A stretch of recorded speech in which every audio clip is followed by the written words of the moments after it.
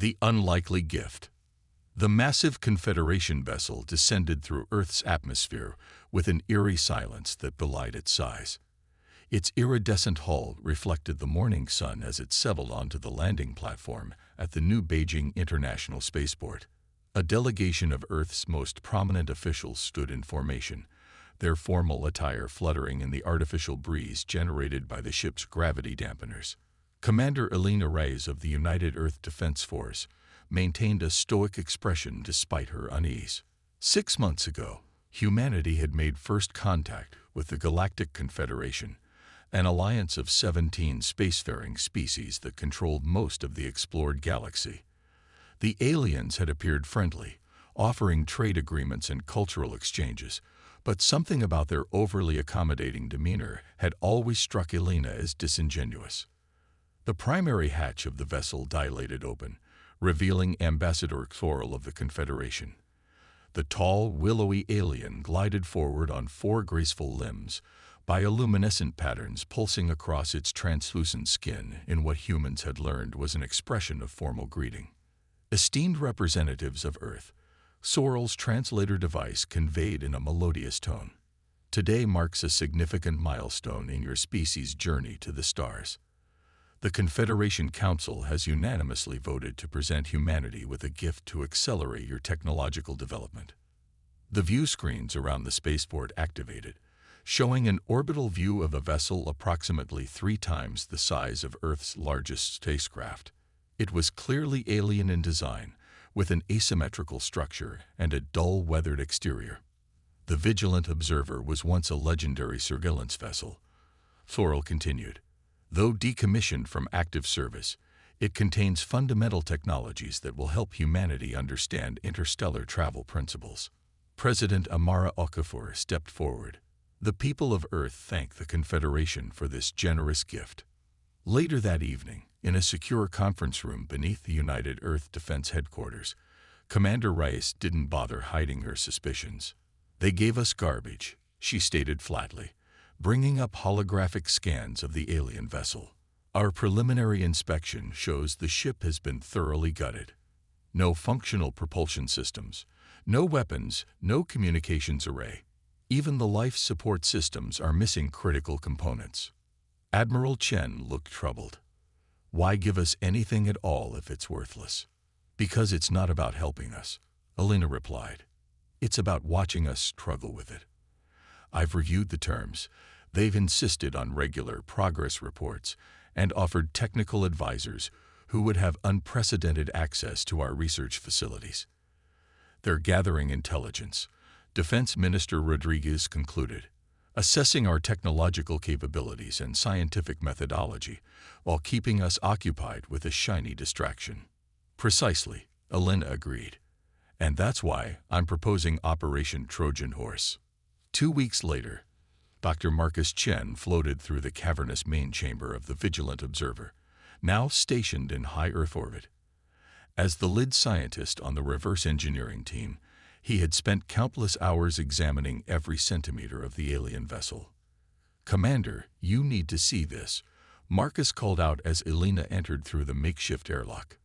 "The ship might be gutted, but they couldn't remove everything." He guided her to what appeared to be a structural support beam. "These aren't just physical supports. They're part of a ship-wide neural network. The Confederation removed the computational nodes, but the framework itself contains geometric patterns that suggest an entirely different approach to spatial mathematics." Elena's interest was piqued. "Can we learn from this?" "More than learn," Marcus said, eyes gleaming with excitement. "These patterns suggest a method of manipulating space-time that our physicists never considered. It's like finding the foundation for a revolutionary new physics embedded in the ship's very structure." Over the next 3 months, a carefully selected team worked tirelessly on the alien vessel. On paper, they reported minimal progress to the Confederation observers: frustration with incompatible systems, inability to understand alien engineering principles, and general technological confusion. In reality, the secure labs beneath the lunar surface told a different story. Marcus and his team had made extraordinary breakthroughs by studying the ship's structural mathematics. The Vigilant Observer was more than just a surveillance vessel, Marcus explained during a classified briefing. Based on what we've uncovered, it was capable of manipulating its own mass signature to appear virtually undetectable. But that's just the beginning. He brought up a simulation showing a revolutionary propulsion system. We believe they use a form of space-folding technology that doesn't require exotic matter. The principles were hidden in plain sight in the geometric configuration of the ship's structural elements. Admiral Chen looked stunned. Are you saying we can reproduce this? We already have on a small scale, Marcus confirmed, bringing up footage of a test module briefly vanishing before reappearing several meters away. And here's the real breakthrough. Our approach is actually more efficient than what we believe their original design achieved. Elena nodded in satisfaction. The Confederation's gift had indeed accelerated human technological development, just not in the way they had intended. The breakthrough came at a cost, however. During a routine security sweep, Elena's team discovered unauthorized transmissions emanating from within the research complex. After a tense investigation, they identified the source. Dr. Valeria Kim, a prominent astrophysicist who had been secretly reporting to Confederation handlers. Why? Elena demanded during the interrogation. Valeria's expression remained defiant. They showed me the truth. Earth is nothing in the galactic scheme. The Confederation has been directing the evolution of countless species for millennia. Cooperation is the only logical path forward, even if that cooperation means submission. Elena countered. They've conquered over 60 species who refused integration, Valeria said coldly. Those who cooperated now thrive under Confederation guidance. Elena leaned forward. And did they tell you what happens to those thriving species? How many retain their cultural identity, their autonomy, their homeworlds? Valeria's silence was answer enough. With the security breach contained, Operation Trojan Horse accelerated. The team cannibalized parts of the Vigilant Observer to construct a prototype vessel incorporating their new understanding of spacefolding technology. The prototype, barely large enough for 2 pilots, was hidden inside a conventional research shuttle. 6 months after receiving the Confederation's gift, humanity was ready for its first real test. The moment coincided with a scheduled visit from Ambassador Thorl to inspect Earth's progress.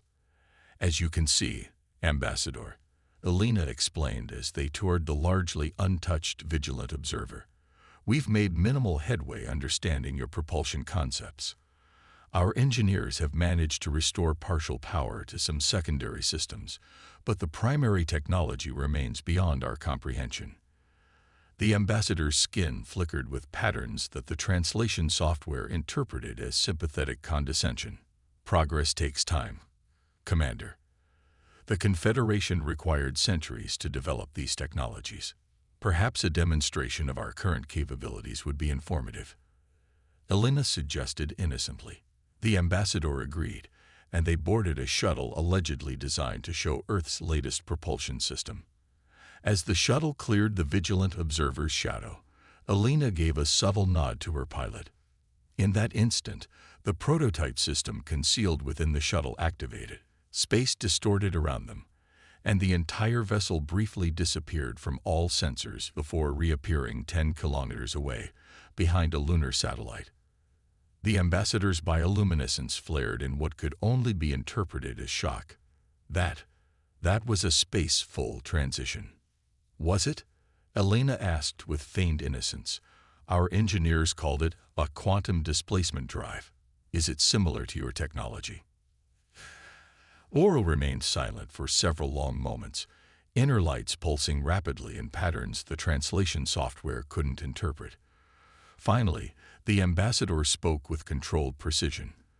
The Confederation will be most interested in your progress report, Commander Reyes. Most interested indeed.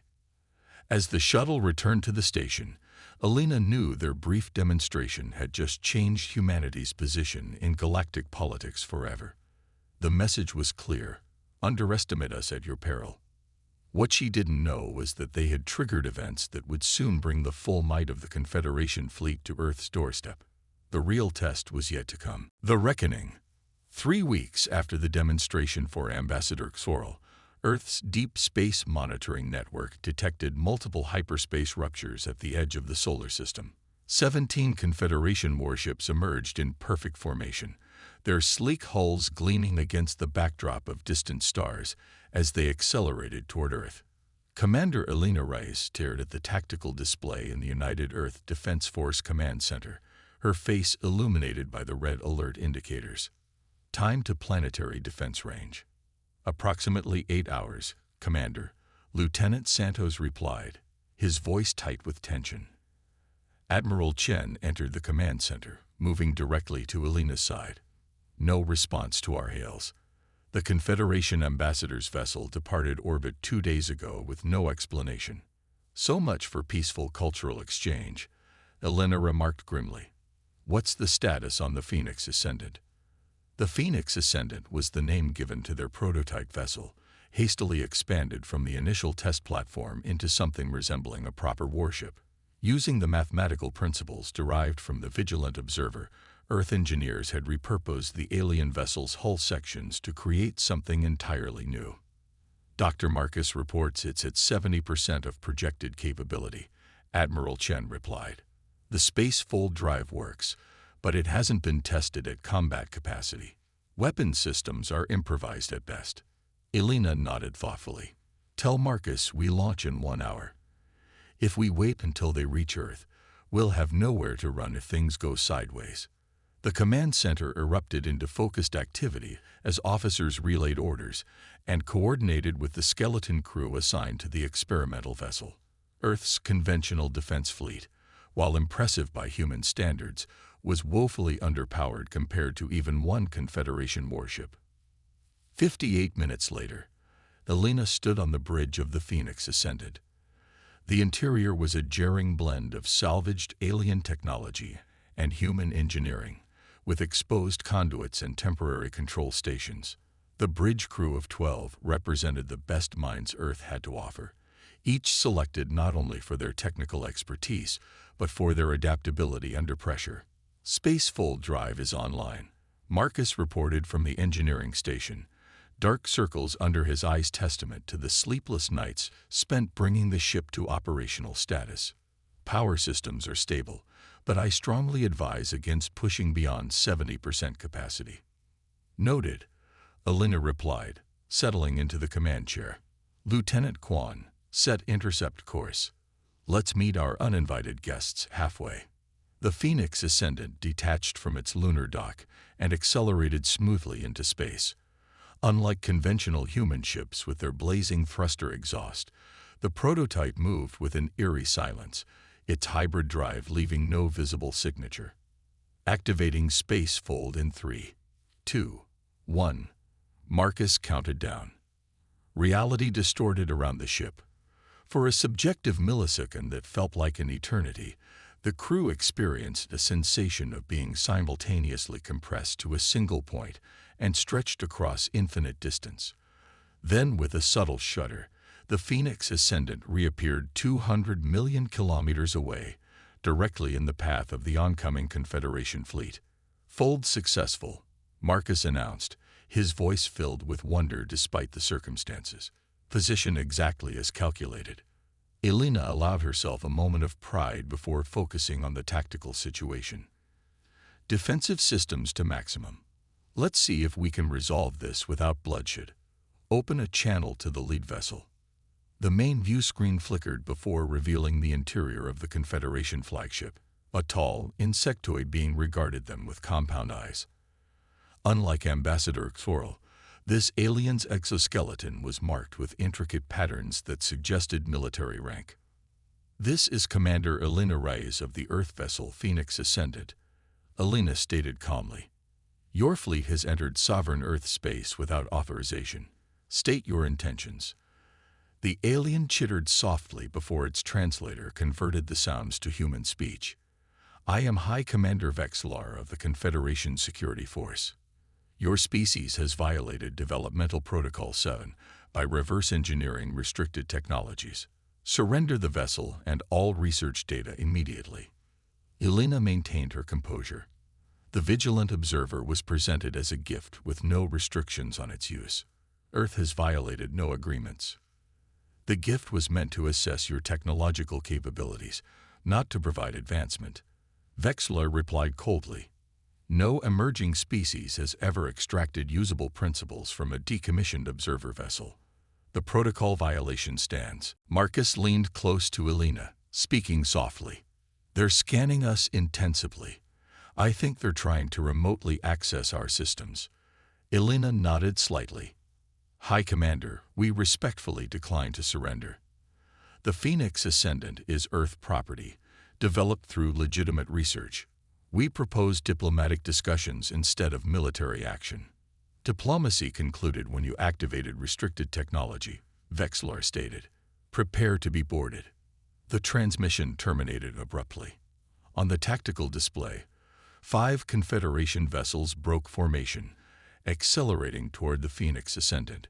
They're powering weapons, Lieutenant Santos reported. Elena's mind raced through options. The Phoenix Ascendant wasn't ready for a direct confrontation with multiple warships, but retreating would leave Earth defenseless. Marcus, what's the status on the theoretical capabilities we discussed? She asked quietly. The scientist hesitated. The equations suggest it's possible, but we haven't tested it. The power requirements alone could overload our systems. Do we have a choice? Marcus shook his head. Redirecting power now. If this works, it will redefine everything we thought we knew about space-time manipulation. The Confederation vessels opened fire, energy beams slicing through space toward the Phoenix Ascendant. At that precise moment, Marcus activated the experimental system. Instead of attempting to evade or absorb the incoming fire, the Phoenix Ascendant created a localized space-time distortion. The energy beams bent around the ship as though diverted by an invisible hand, continuing their trajectory into empty space. It worked, Marcus exclaimed, his eyes wide with disbelief. The targeted spacefold is creating a protective envelope by temporarily shifting portions of our hull microseconds into the future. Elena didn't fully understand the physics, but she recognized a tactical advantage. Can we expand the effect? Theoretically, yes, Marcus replied, fingers flying across his console. But I don't know how the power systems will. His words were cut off as the ship lurched violently. Warning indicators flashed across every console as energy cascaded through systems never designed to channel such forces. What's happening? Elena demanded. Marcus stared at his readings in amazement. The ship, it's adapting. The structural materials we salvage from the Vigilant Observer are reconfiguring at the molecular level, creating more efficient pathways for the energy flow. On the tactical display, the 5 Confederation vessels had ceased their advance, seemingly confused by the Phoenix Ascendant's unexpected resilience. They're regrouping, Lieutenant Santos reported. New energy signatures detected. I think they're preparing a concentrated attack. Elena made a split-second decision. Marcus, can we use the space fold offensively? You mean, create a fold around another object? Marcus looked shocked. It's never been attempted. The calculations alone mold. Can we do it? Elena repeated firmly. Marcus took a deep breath. Yes. Theoretically, if we create a microfold in front of their weapons ports at the exact moment of discharge, the energy could be redirected back to its source. Make it happen, Elena ordered. As the Confederation vessels fired their second volley, the Phoenix Ascendant executed a series of precise space folds. Tiny pockets of distorted spacetime appeared directly in the path of the incoming weapons fire. The energy beams entered these distortions and emerged pointed back at their originators. 2 Confederation ships suffered immediate damage from their own redirected weapons. The others broke off their attack, clearly reassessing their strategy. The communication system activated again, this time showing a different alien. This one had a crystalline appearance, with faceted surfaces that shifted colors as it spoke. Earth vessel. This is Observer Title of the Confederation Oversight Council. Cease hostilities immediately. Helena remained wary. Our actions have been defensive. Your fleet entered our system with hostile intent. A regrettable misunderstanding. The crystalline being replied smoothly. The security force exceeded its authority. The Oversight Council wishes to open genuine diplomatic channels. Before Helena could respond, a third transmission cut in. This one showed an alien species she hadn't encountered before. Serpentine with multiple limbs and iridescent scales. Commander Reyes, I am Elder Shveth of the Coalition of Independent Systems. What you are witnessing is Confederation expansionism at work. They have attempted the same with dozens of emerging species. Elena glanced at Admiral Chen, who looked equally surprised. Coalition of Independent Systems. We represent those who have rejected Confederation domination, Elder Shveth explained. We have monitored your encounter with great interest. Your technological innovation in adapting their own principles against them is unprecedented. The pieces suddenly fell into place for Helena. The gift of the vigilant observer had been a test, one that humanity was expected to fail. No species had successfully reversed engineered Confederation technology before, let alone improved upon it. Observer Tixtal. Helena addressed the Confederation representative. It seems we have much to discuss. However, these discussions will take place with your fleet outside our solar system and with Coalition representatives present. The crystalline being's facets darkened momentarily before brightening again. Your terms are acceptable. The Oversight Council recognizes Earth's potential value as an associate member rather than a subject world. Over the next several hours, a delicate diplomatic dance unfolded. The Confederation fleet withdrew to the system's edge, while the Coalition diplomatic vessel arrived to act as mediator. Through careful negotiation, Earth secured recognition as an independent technological power, a status that granted protection from Confederation annexation. 3 months later, Helena stood on the observation deck of the fully completed Phoenix Ascendant, watching as a joint human coalition research team examined the vessel's revolutionary systems. They'd never expected us to succeed, Marcus said, joining her at the viewport.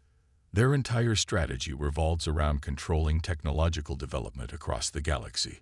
Species that showed too much initiative get the Vigilant Observer test, an impossible puzzle designed to occupy resources while they prepare for annexation. Helena smiled. They didn't account for human stubbornness or human creativity, Marcus added.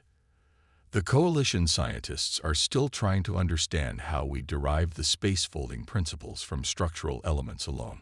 Apparently, no one's approached it from that angle before. The Phoenix Ascendant had become more than just Earth's first true interstellar vessel.